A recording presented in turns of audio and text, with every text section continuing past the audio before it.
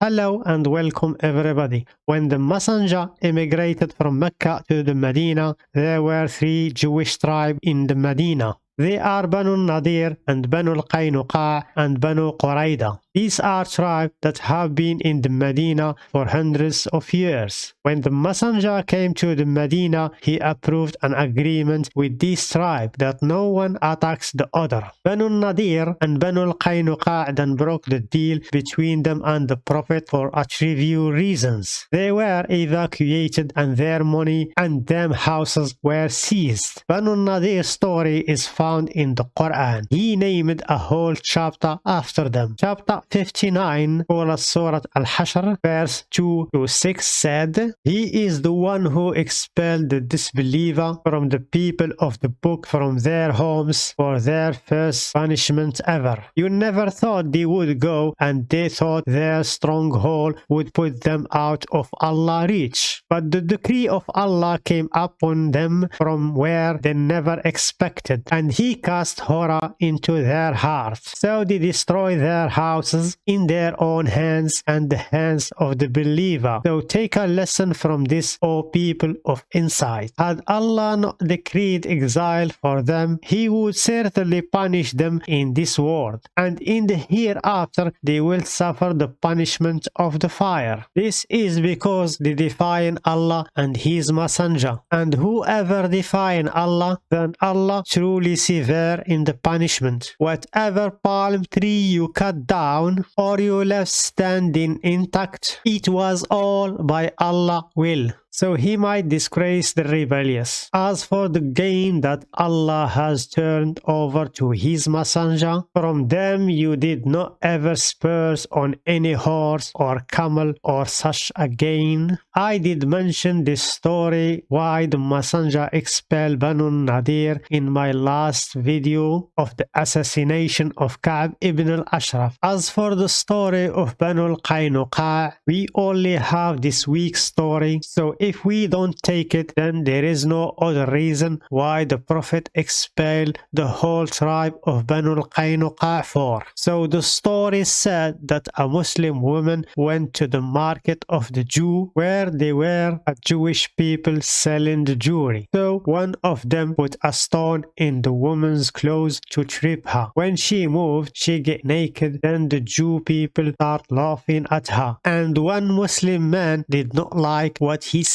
So he go and kill the Jewish man who do that with the woman. What happened after that the Jewish people then killed that guy. So for that reason the Prophet want to kill them all. But they agree to expel them from the land without nothing but just them kids and wives. Muslims took them money, them houses, so they left everything they own behind. If you understand the punishment of the two tribes, Banu Qaynuqa and Banu Nadir, then the punishment of Banu Qurayda will be for you understandable. What exactly happened in Banu Qurayda? Muslims call it the invasion of Banu Qurayda, but I call it the massacre of Banu Qurayda. The invasion of Banu Qurayda is the aftermath of the Battle of the Khandaq, or so-called the trench, such as the invasion of Autas, the aftermath of the Battle of Hunayn. Quraysh and the Arab collect a big army to fight Muhammad, and they march to the Medina. This is one of the few cases that the Messenger of Allah fought the defense jihad, and all other cases are jihad of request in order to defend themselves and to prevent infidel from entering the city. The Medina city came in an important and strategic location between two mountains, and the place from which the infidel came, they dug a trench. This was the idea of Salman al-Farisi. When the army of the infidel came, they could not cross the trench. So they decide to put their tenant and wait to see what they're going to do next. During this period, there were skirmishes between two parties. In this small fight, Mu'ad ibn Jabal was hit by an arrow and he was injured, and from the injury he died later. They were attempting to enter the city by the infidel, but they couldn't. Here the infidel sent a person to Banu Qurayda because they could enter from the side of Banu Qurayda and attack the Muslim from behind. When this person went to Banu Qurayda, he said to them, "Let us enter from your side and we will promise you will be the winner at last." I don't want to go to the detail because that's just going to make this video too long, but I will try to summarize the topic for you to understand. At that time, Banu Qurayda start to think about the subject. When we talk about Banu Qurayda here, we are talking about the head of the tribes. We don't talk about the whole of the tribes with their children, women, elderly and handicapped people,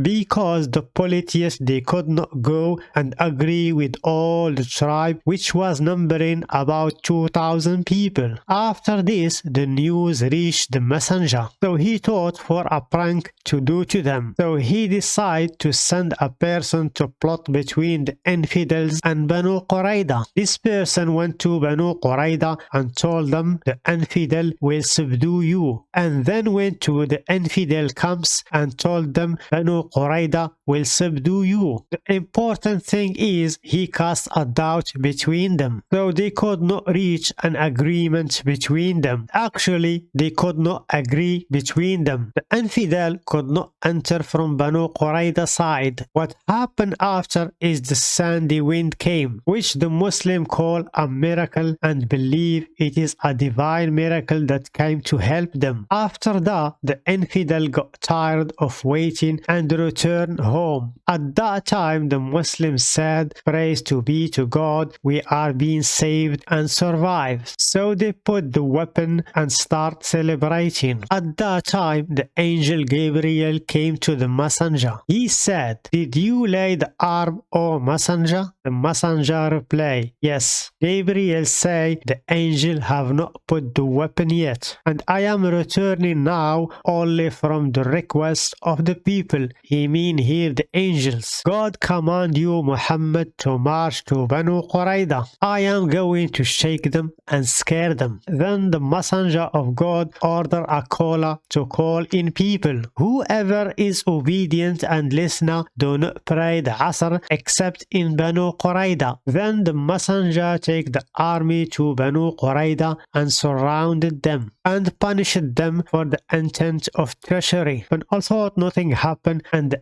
infidel did not enter from Bani Qurayda side. Even if Banu Qurayda allowed the infidel to enter Medina, is this not a punishment for whole tribe for the decision of one or two people? Is this not a collective punishment? If we talk about the people who live at that time, this is acceptable. But when it came to God, the metaphysical animal, the knowledgeable, the wise, the most merciful, this is not acceptable. Islam said that Allah have all the benign value that mankind can achieve. God is supposed to have absolute value and attribute, and he who decide. The massacres that occur in history are acts of humans, and it is immoral and cannot be compared by the action of God. He who has the highest degree of wisdom, compassion and knowledge, he is the one who told the Muslim to dig the pits and slaughter everyone who grow the pubic hair. The hadith of Aslam al-Ansari, he said, "The Prophet made me on Banu Qurayda prisoner.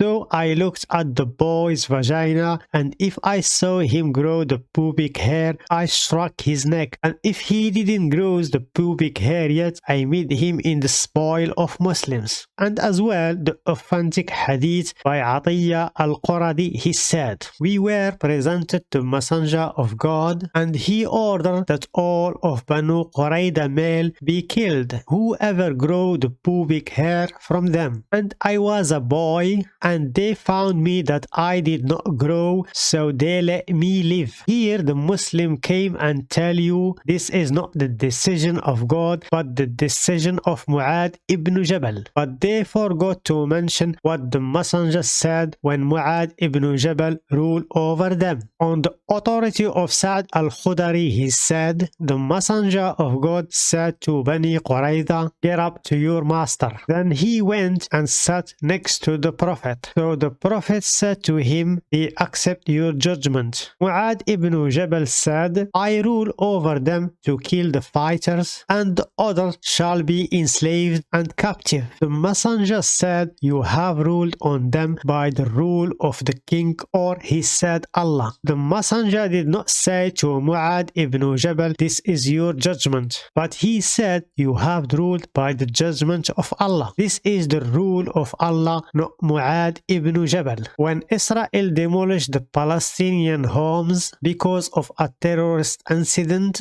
Muslims come here and tell you why the group is punished by the individual actions. But when we talk about Banu Qurayza, Muslims say the opposite and claim that all Banu Qurayza tribe committed treason with their children, women, elderly and handicapped people. Do children who play in the street are a traitor, or the women that were cooking at home a traitor? Even if we accept that the majority of tribe committed treason, still this punishment is not reasonable. To kill every male that grew the pubic hair and enslave the women and the children for the intent of committing a treachery. And just to be clear, I am not making things here. Anything I said, people can search for it. I will leave the links in the description below for those who follow the truth. Thank you guys for your time and see you again.